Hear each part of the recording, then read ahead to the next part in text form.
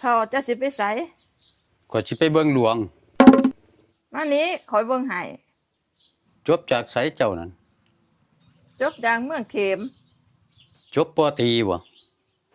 บ่จบปสองมีจรรยาบรรณบ่น้อ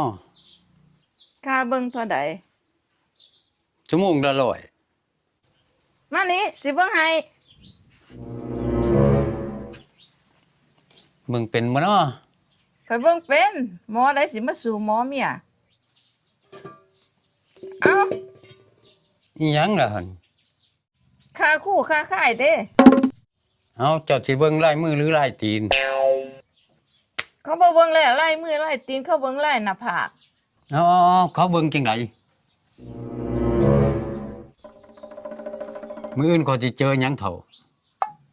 นี่มื้ออื่นอีเล็กสิมาทวงค่าเหล้าเจ้าแม่นอยู่เบิ่งดูแล้วข้อยติดเท่าไหร่ยอด200เท่าฮะเจ้าคือแม่นแต่เฒ่าเอาเบิ่งอีก